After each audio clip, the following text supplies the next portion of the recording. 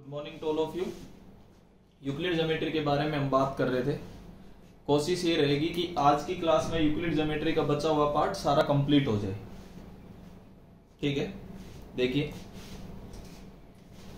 Euclid geometry के बचे हुए पार्ट को मैं थोड़ा बहुत आपके आगे डिस्कस करता हुआ चलता हूं। सबसे पहले एक वर्ड लिख लेंगे बिटवीननेस।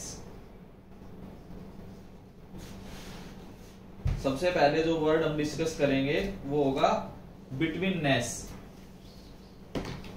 आज ये चैप्टर खत्म करेंगे, बिटवीननेस के बारे में हम बात करेंगे। अब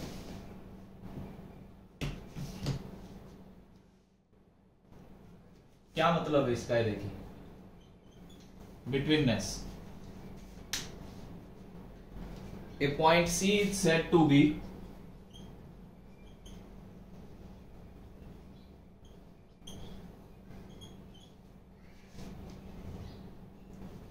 between A and B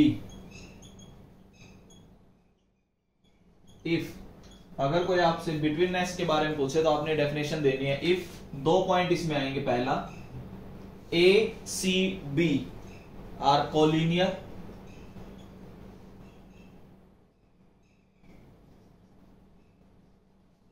दूसरा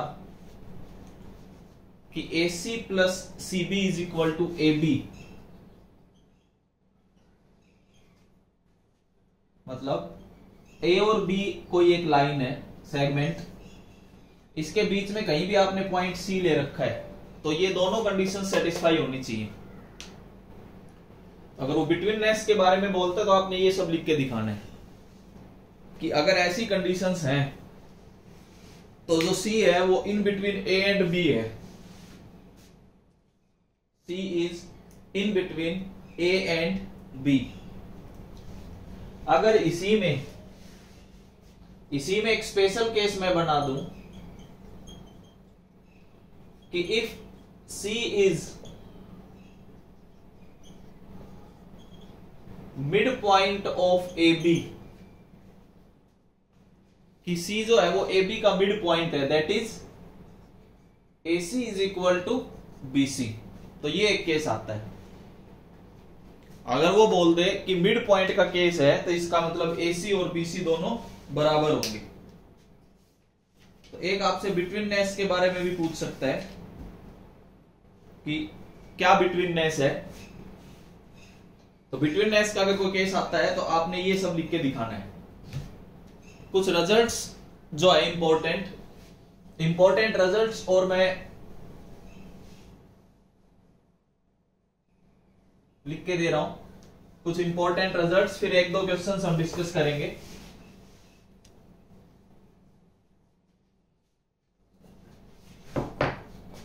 इंपॉर्टेंट रिजल्ट्स के बारे में कुछ मैं बात करता हूं। कुछ थ्योरम्स होती हैं, उनको थ्योरम्स के नाम से मैं बोलता हूं। पहला कि to distinct lines can not have more than one point in common. Two distinct lines cannot have more than one point in common। कि अगर दो अलग अलग लाइन है तो ज्यादा से ज्यादा एक पॉइंट कॉमन हो सकता है। एक से ज्यादा पॉइंट कॉमन आपको नहीं मिलेगा, या तो कॉमन पॉइंट 0 मिलेंगे या कॉमन पॉइंट 1 मिलेगा। तो ये पहला रिजल्ट है, to distinct lines cannot have more than one point in common, मतलब या तो ये केस मिलेगा एक पॉइंट, या फिर आपको ये केस मिलेगा नो कॉमन पॉइंट। तो two distinct lines cannot have more than one point in common. दूसरे रिजल्ट में कहता है कि two lines L and M in a plane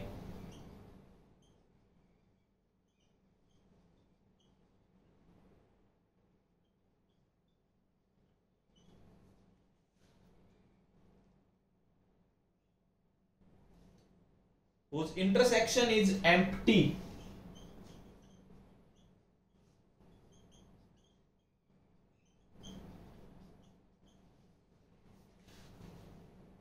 are said to be parallel lines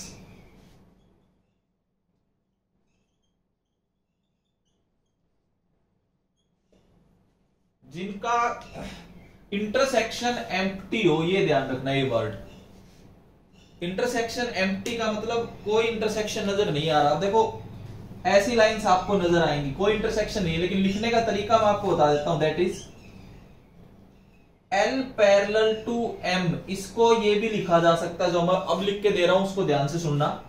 L intersection M is equal to phi.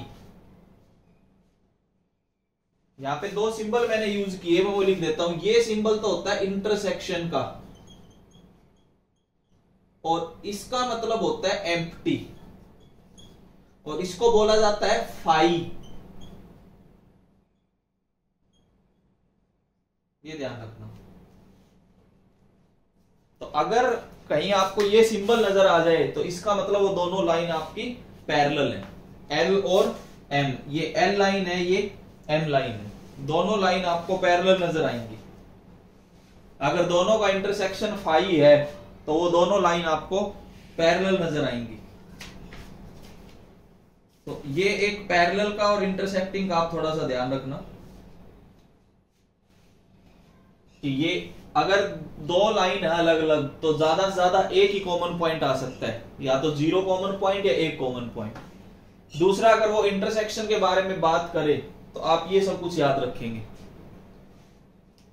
कि ये अब तो आपको यूक्लिड ज्योमेट्री के बारे में क्लियर हो गया होगा कि सब थ्योरेटिकल पार्ट है। Mid point, betweenness, parallel, intersecting, phi, empty, ये सब मैंने आपको बताया। देखिए क्वेश्चंस कैसे पूछे गए हैं मैं वो लिख के देता हूं। या तो थ्योरेटिकल पूछेंगे जो मैंने आपको पढ़ा दिया उसमें से, कि पोस्टुलेट्स बताइए, एक्सियोम्स बताइए, प्लेफेयर एक्सियोम बताइए, इंसिडेंट एक्सियोम बताइए, ये सब मैंने आपको लिखवा दिए हैं। एक्सियोम क्या होते हैं, पोस्टुलेट्स क्या होते हैं, या फिर इनके अलावा देखो क्या क्वेश्चंस हो सकते हैं, वो मैं लिख रहा हूं। पहला question, if a point C,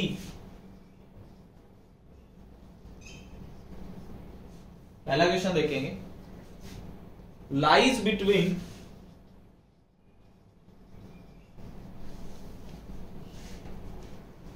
to points A and B,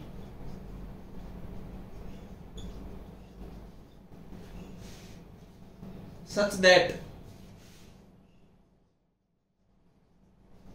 AC is equal to BC, then prove that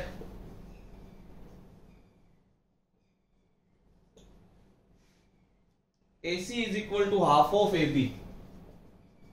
बात यह है कि इसको प्रूव करके दिखाना है यूक्लिड ज्योमेट्री में। अब ये कैसे प्रूव होगा ये देखो।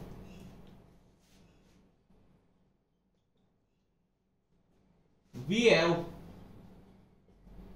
AC is equal to BC। मैंने आपको एक्सियोम बताया था कि दोनों साइड सेम चीज ऐड कर सकते हैं, add.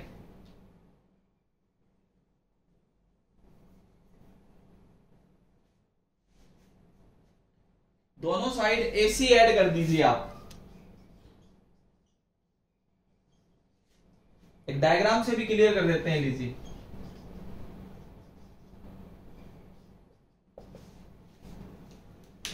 Add AC both side, same number. ये एक एक्सियोम है कि अगर मैं सेम नंबर ऐड करूंगा, सेम चीज ऐड करूंगा तो फर्क नहीं पड़ेगा। तो ये एक्सियोम अगर हमने यहां पे अप्लाई कर दिया तो ये नजर आएगा आपको। अगर आप इसको देखें तो ये तो आपको AB नजर आएगा, और इधर क्या हो जाएगा, ट्वाइस ऑफ AC। अगर मैं यहां से AC फाइंड करूं तो half of AB। Simple simple equation पूछे जाते हैं, अगर आए तो चांसेस कम होते हैं इस टाइप के क्वेश्चंस पूछे। वो डायरेक्ट पोस्टुलेट एक्सियोम ही पूछता है, फिर पूछ ले तो हमने एक एक्सियोम लिख के दिखाना है बस, कि मैं दोनों साइड सेम चीज ऐड कर सकता हूं।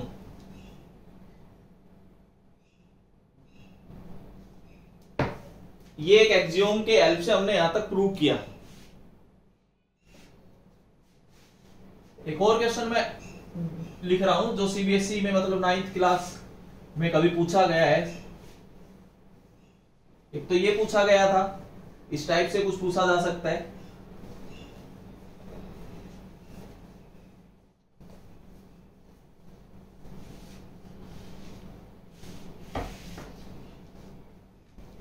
एक आपके पास ऐसा दिया गया, in the given figure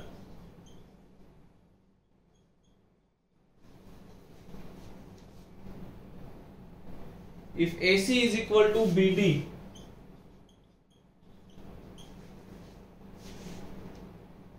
then prove that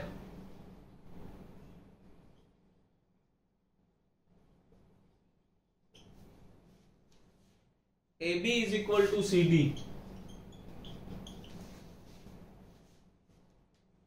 diagram given है।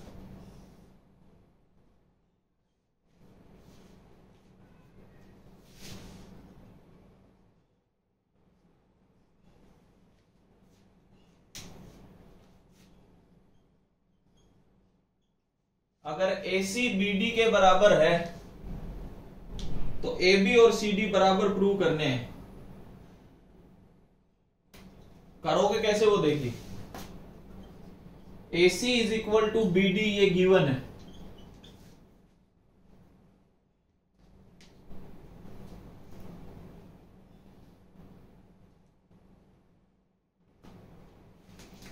Equation number 1 also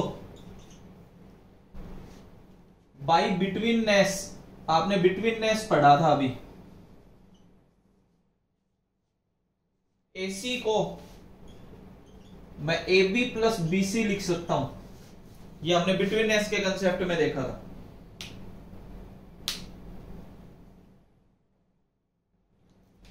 and betweenness के कंसेप्ट से BD को मैं BC प्लस CD लिख सकता हूं, ये आप देख सकते हैं।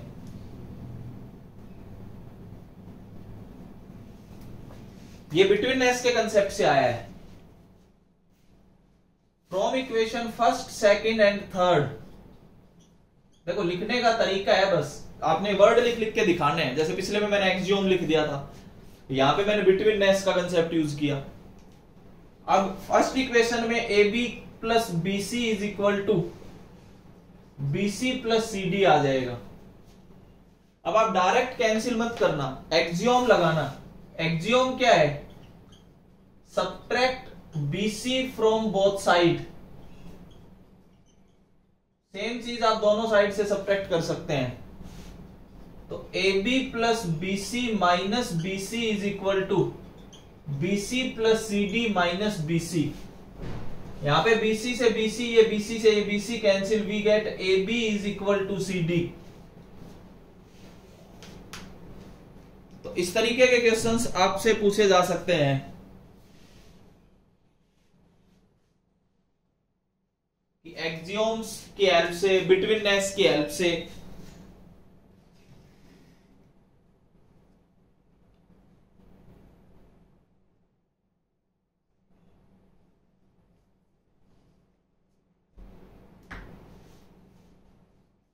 नोट जरूर करते चलेंगे।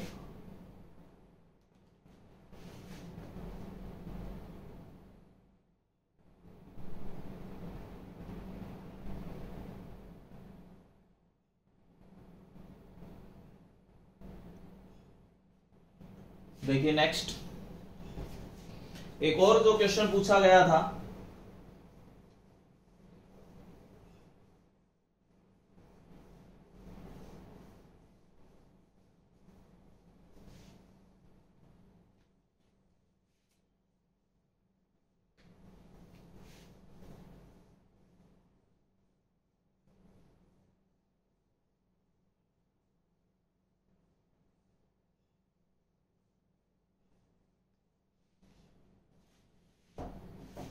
थर्ड एक ये पूछा गया,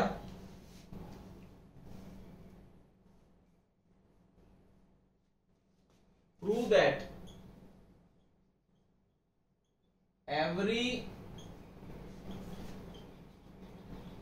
line segment has one and only one mid point,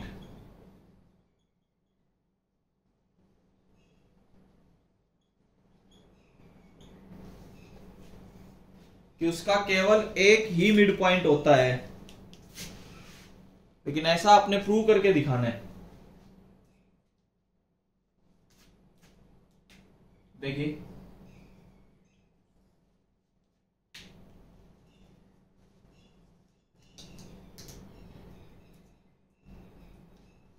अब हम क्या करेंगे ऐसे क्वेश्चंस में,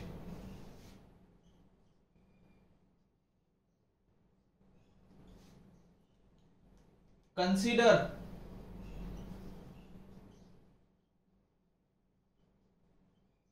to mid points C and D of AB if possible.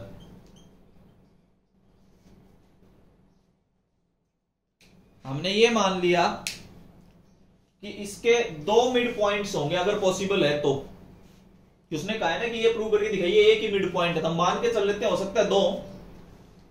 पहला केस C अगर मिड पॉइंट है AB का, तो मैंने बिटवीननेस में एक मिड पॉइंट का कंसेप्ट लिखवाया था, तो इसका मतलब AC is equal to CB लिख सकता हूं।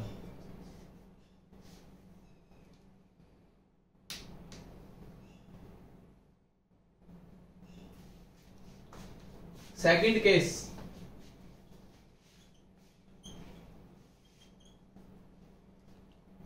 सेकंड केस में हो सकता है D मिड पॉइंट हो AB का,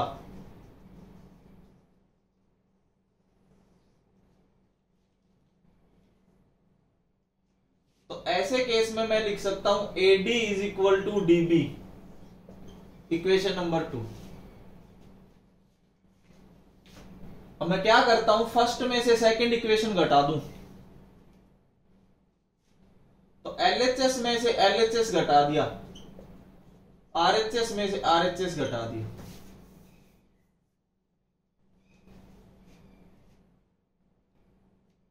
अगर आप ध्यान से देखें डायग्राम में, अगर मैं AC में से AD घटा रहा हूं तो माइनस CD मुझे मिल रहा होगा, और इधर आपके पास CD मिल रहा होगा। ये तो डायग्राम में से क्लियर हो रहा है। अगर मैं इसको इधर ले आऊं तो 2 टाइम्स CD मिलेगा विच इज इक्वल टू 0, मतलब 2 टाइम्स कैसे आया, CD plus CD is equal to 0, 2 times CD is equal to 0, इसका मतलब CD क्या आया, 0। अगर CD 0 आया तो इसका मतलब C and D coincides each other,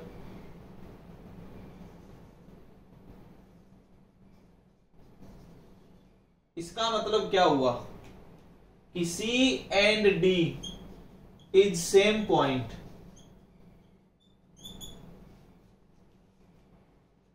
तो यही तो प्रूव करना था कि एक ही मिड पॉइंट होगा। दो मिड पॉइंट अगर आप लेके चले तो भी एक पे पहुंच गए, तो C and D same point है, तो इसका मतलब एक लाइन के एक ही मिड पॉइंट हो सकता है।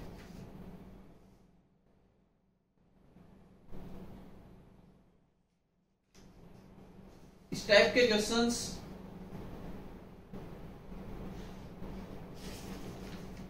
पूछे गए हैं CBSE में। एक क्वेश्चन ये भी पूछा गया,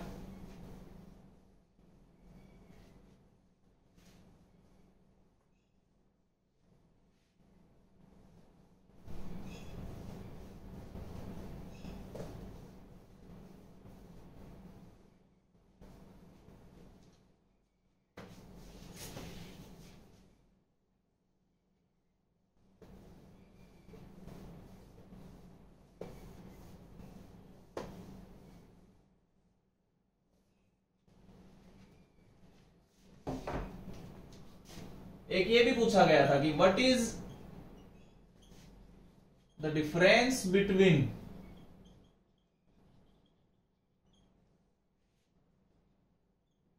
थ्योरम एंड एक्सियोम।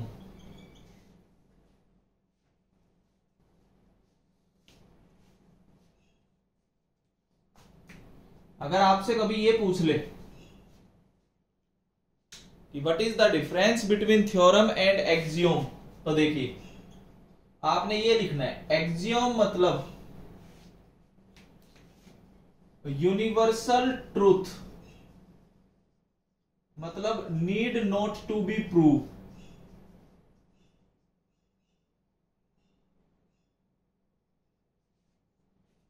जिनको प्रूव करने की जरूरत नहीं होती वो एक्सियोम्स होते हैं। और उसने पूछा कि थ्योरम और एक्सियोम में क्या डिफरेंस है,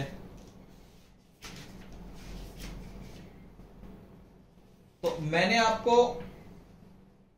एक्सियोम्स के बारे में तो बताया कि ऐसे रिजल्ट्स जो यूनिवर्सल ट्रूथ माने जाते हैं, जिनको प्रूव करने की जरूरत नहीं होती।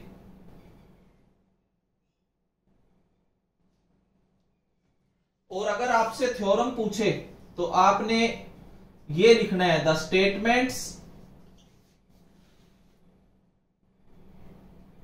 दैट वर प्रूव्ड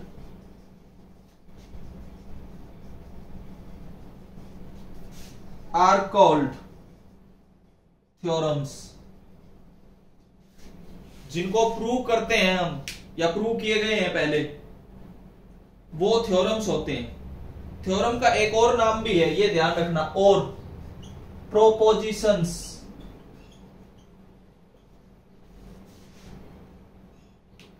मतलब जिन रिजल्ट को प्रूव करने की जरूरत होती है वो थ्योरम्स होती हैं।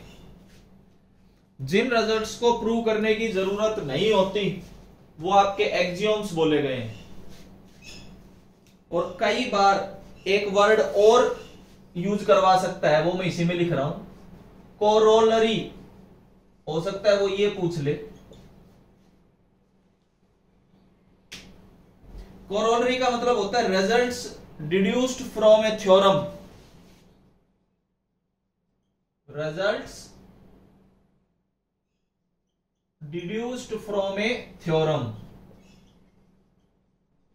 फॉर एग्जाम्पल, मैं एक एग्जाम्पल बताता हूं कि कोरोलरी कैसे होती है, results deduced from A theorem. एक हमने थ्योरम पढ़ी क्या, कि एक ट्राइंगल है, इस ट्राइंगल के 3 एंगल्स का सम 180 डिग्री होता है। अगर 8th क्लास तक नहीं आया है तो कोई बात नहीं, आगे आएगा 9th में। ये तो होगी थ्योरम। अगर मैं इट्स कोरोलरी की बात करूं तो मैं कोरोलरी में ये भी लिख सकता हूं कि ए की वैल्यू ये भी आ सकती है,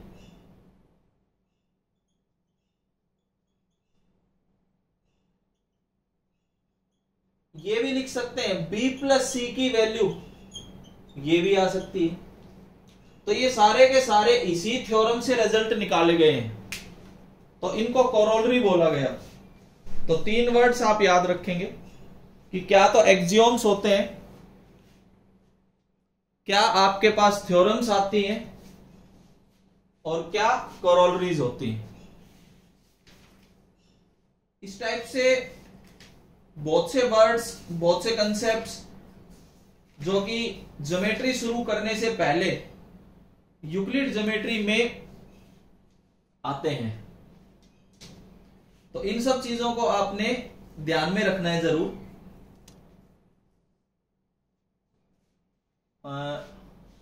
ऐसे ही इनके ऑब्जेक्टिव क्वेश्चंस भी आपको मिलेंगे। सब्जेक्टिव भी मैंने आपके आगे डिस्कस किया है, तो मैं उम्मीद करता हूं कि शायद ये चैप्टर बिल्कुल समझ आया होगा। मैंने काफी चीजें इसमें 3 दिन में 3 क्लास में बताने की कोशिश की है।